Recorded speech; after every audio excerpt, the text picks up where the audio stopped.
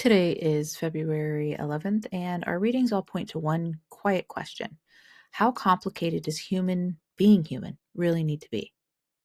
We talk about simplicity, peace, and who we believe we belong to, and how those beliefs shape our nervous system, our relationships, and the way we show up in the world. Let's talk about it. Hi, I'm Candy. I'm a hypnotherapist who's deconstructing from evangelical Christianity, and I know how mindset shapes our behavior. So, in this series, I'm going to share my daily reflections from 3 different devotionals. The Book of Awakening by Mark Nepo, and that one's a little more spiritual, non-religious. Also, Jesus Calling by Sarah Young, which is a very modern Christian approach. And My Utmost for His Highest by Oswald Chambers, which is a very classic Christian angle. My goal is to help you see how each one of these devotionals or these day books might shape your mindset a little differently. And if you're into that kind of reflection, please like and follow for more. Let's get started. Today, for February 11th, in the Book of Awakening, the quote that I pulled was, "Only humans say one thing and mean another. Only we go one way and wish we were somewhere else." And in today's reading, Lao Tzu, there's a quote of a poem. I don't know, it might be a haiku. I can't remember how a haiku works. But it's poetry, and here it goes. "I have just 3 things to teach: simplicity, patience, compassion. These are your greatest treasures. Simple in actions and in thoughts. You return to the source of being." So basically, he's talking about how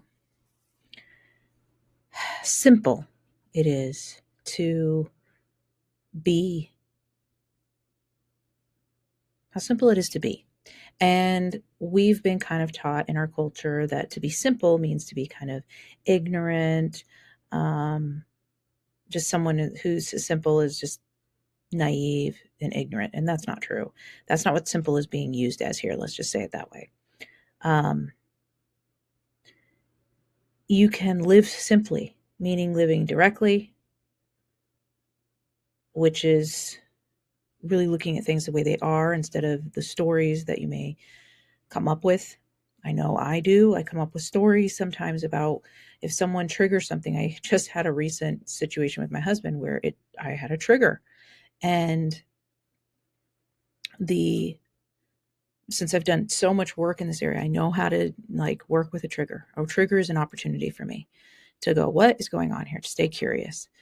Triggers are opportunities to be curious. Rather than judgment, I don't shame myself. I go, what is going on? Why is this triggering me? And then I go down this road where I eventually get to the question, what is the story that you are telling yourself here? And is it true?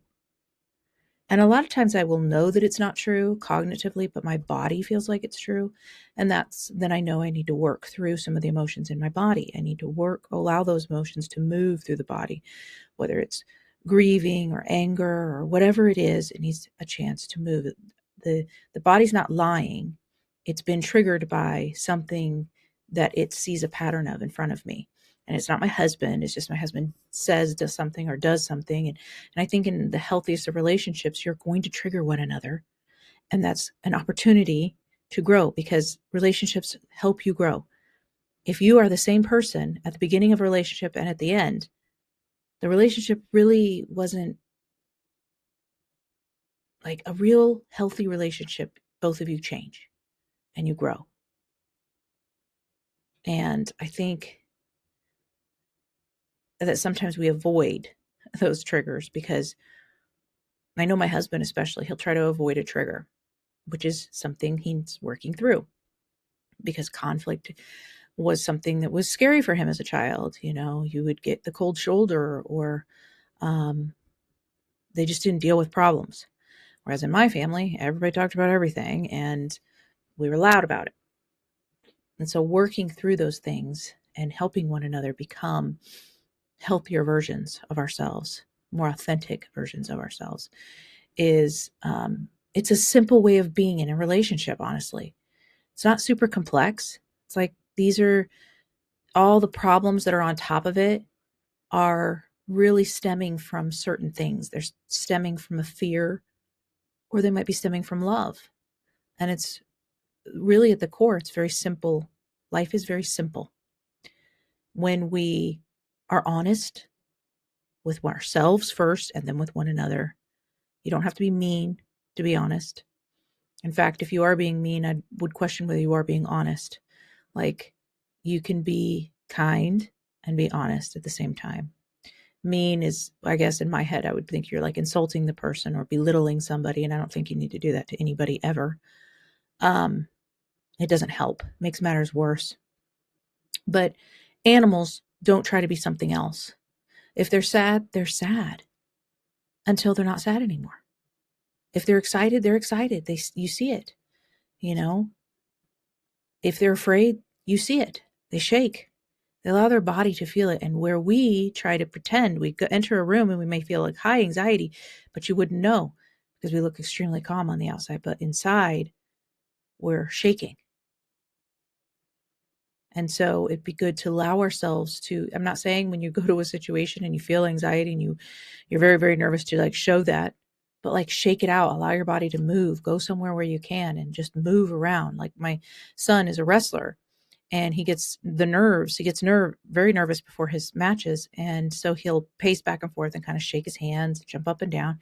He allows the emotions to move so that he can keep his prefrontal cortex connected through the vagal nerve, to be able to think clearly, not slipping into fight flight, but he wants to use that sympathetic nervous system or fight flight, same system that is used by fight flight, to engage in a match because you're going to need that movement. That's where your motion is.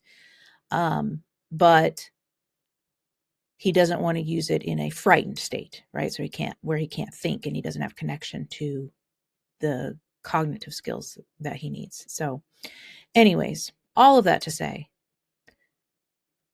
it's simple. The only thing you need to practice or to teach, simplicity.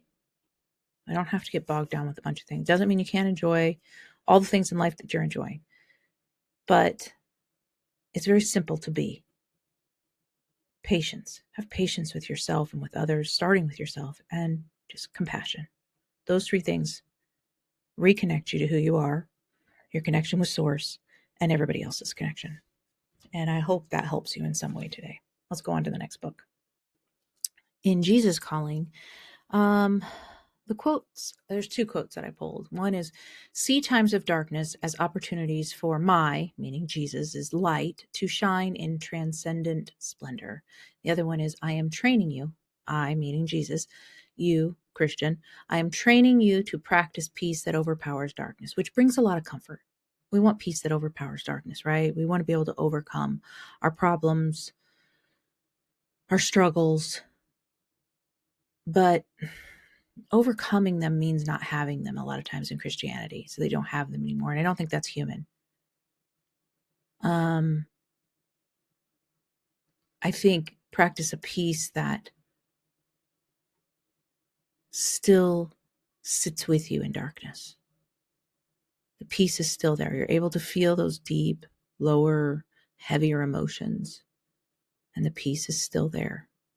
Even as your body moves through the emotions and the pain and the suffering, but the peace anchors you. And to see the times of darkness as opportunities for Jesus' light to shine, I don't know about that. I mean, I think then it's all about Jesus. This is an opportunity for Jesus. Instead, it's an opportunity for you to grow, to change, to get stronger, more resilient, more emotionally regulated, flexible nervous system, all those things. That's what I would say, instead of seeing opportunities for Jesus' light to shine or him to get glory, because that just seems really shallow and egotistical to me. I don't know. And in my utmost for his highest, there's a couple of quotes also. The first is, you must turn your thoughts and your eyes away from the face of idols and look to him, God, and be saved. And also remember whose you are and whom you serve. And this just makes you're just an object. First of all, stop looking at the face of idols and look to him, God. Now, in Christianity, anything was an idol that you spent a lot of time with, because they would say things like, give us your checkbook, whatever you spent the most money on, that's your idol. Well, most money for most of us was our mortgage. So is it our house? And it's like, I began to reason through this, and I'm like, an idol is something you worship, and I don't worship my mortgage. People would say that uh, people who would like miss church for like the Super Bowl or something, they worship football. And they're not going to go to football when they're in time of need. They're using it to either be entertained, to cope sometimes. They don't worship it. That's different. Let's have a little more compassion for people, understanding of where they're at. And church was boring, let's be honest, because things like this were taught, or it was just so harsh, like remember whose you are and whom you serve.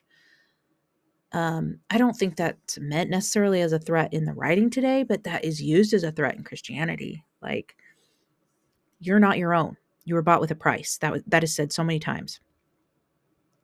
So remember that. You don't belong to yourself. You don't get to decide what you do, where you go, who your friends are, who you love. That's up to God. And what it's really up to is the interpretation of the leaders who teach you about God. That's all the books today.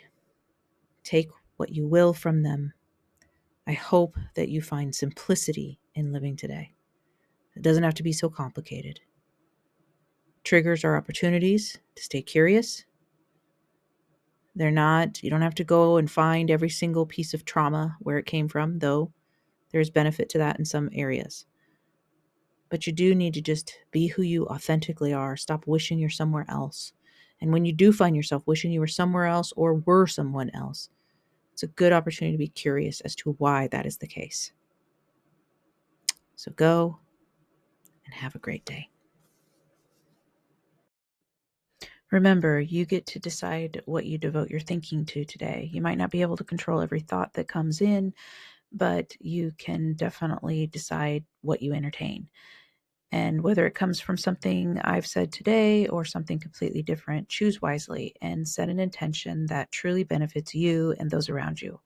And if you found any value here today, don't forget to like and follow. Thank you for joining me on this journey, and let's keep our minds on what helps us love ourselves and each other a little bit better every day.